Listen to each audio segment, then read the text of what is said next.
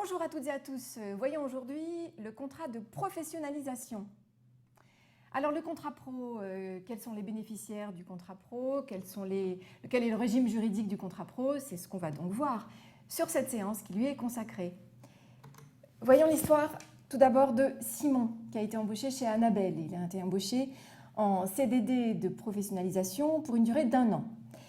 Tout se passe bien, Annabelle est ravie, donc super, impeccable, mais problème, 8 mois après son arrivée, Simon annonce à Annabelle qu'il a trouvé un CDI dans une autre entreprise et qu'il souhaite quitter Imanette le plus rapidement possible pour justement démarrer donc sur ce nouveau contrat en CDI. Et donc Annabelle lui répond qu'il a encore 4 mois à faire. Son CDD a été conclu pour une durée de 12 mois, donc on est au 8e mois, il y a encore 4 mois à faire et il n'est pas d'accord pour qu'il parte tout de suite.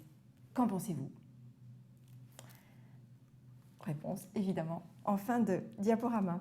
Alors, le contrat pro, voyons un petit peu les caractéristiques du contrat pro. C'est une forme de contrat de travail en alternance, comme le contrat d'apprentissage qu'on a déjà vu ensemble. Et il permet d'associer l'acquisition d'un savoir théorique en cours avec un savoir-faire pratique en entreprise. Même principe donc que le contrat d'apprentissage. Et il vise l'obtention de titres ou de diplômes, je vous les cite, correspondant à des qualifications déterminées, ou bien reconnus dans les classifications de conventions collectives nationales de branche, ou bien figurant sur une liste qui ouvre droit à un certificat de qualification professionnelle. Qui sont les salariés concernés par ce type de contrat? Les jeunes de 16 à 25 ans révolus, pour compléter une formation initiale. Il peut aussi s'adresser aux demandeurs d'emploi d'au moins 26 ans, aux bénéficiaires du revenu social, du RSA, aux bénéficiaires de l'allocation de solidarité spécifique, l'ASS, de l'allocation pour les adultes handicapés, ainsi que il peut bénéficier aux personnes qui ont bénéficié d'un CUI, donc contrat unique d'insertion. Qui sont les employeurs concernés cette fois-ci? Tous les employeurs du secteur privé, sauf les particuliers employeurs, sont aussi concernés les groupements d'employeurs, les entreprises de travail temporaire et puis aussi les employeurs saisonniers. Quel type de contrat peut être proposé donc à une personne en contrat pro? Ça peut être un CDI, et dans ce cas, avec une période de professionnalisation de 6 à 12 mois en début de contrat, donc la période de formation, autrement dit, sera en début de contrat.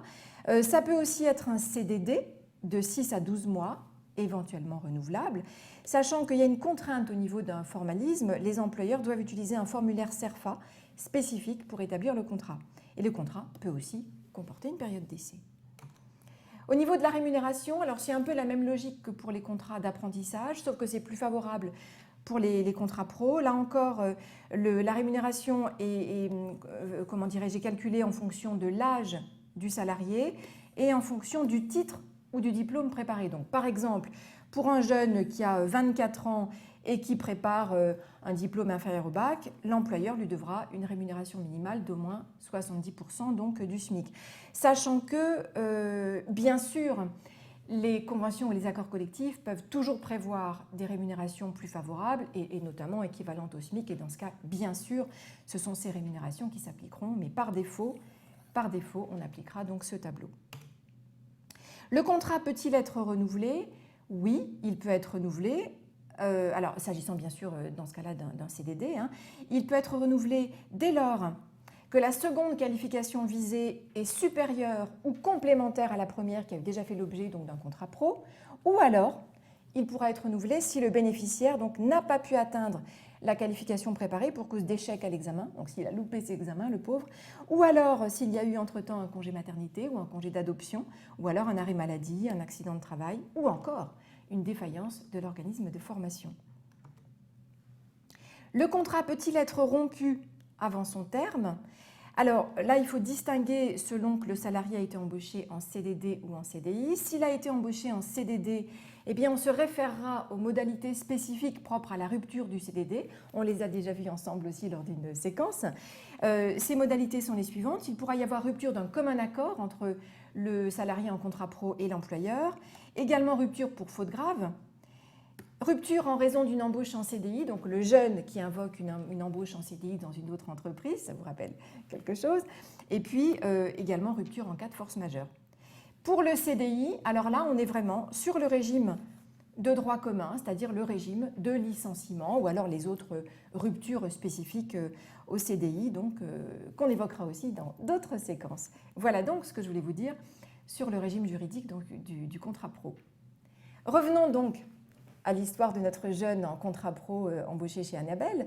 Donc il se trouve que pendant son contrat, il est embauché en CDI, enfin en tout cas, il a réussi à se faire embaucher en CDI dans une autre entreprise. Et donc il voudrait partir avant. Est-ce qu'il y a une modalité spécifique de rupture anticipée de son contrat pro? Alors Annabelle, elle ne sait pas trop a priori, puisqu'elle dit non, non, non, tu dois continuer jusqu'au terme de ton contrat.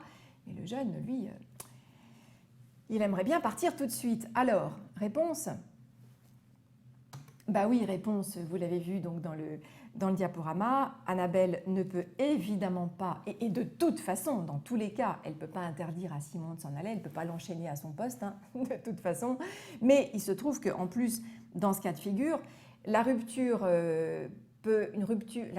anticipée de son contrat peut valablement être invoquée par Simon. Pourquoi? Parce qu'on a justement un cas spécifique de rupture anticipée applicable au CDD, également au CDD pro, c'est donc cette possibilité de quitter l'entreprise dès lors qu'on a une embauche en CDI chez un autre employeur. Mais attention, attention, Simon devra quand même respecter un préavis qui est calculé, vous le savez, on l'a vu ensemble, hein, à raison de 1 jour par semaine travaillé calculé sur la durée totale du CDD, mais dans la limite tout de même de 2 semaines.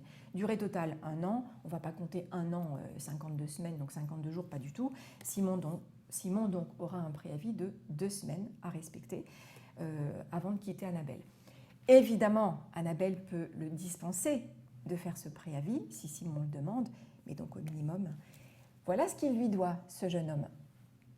Voilà donc ce que je voulais vous dire sur le contrat pro. C'est très rapide, c'est très succinct. Donc si vous voulez aller plus loin, n'hésitez pas à vous référer au texte que je mets bien sûr, que je vous rajoute dans la même séquence. Voilà, à très vite.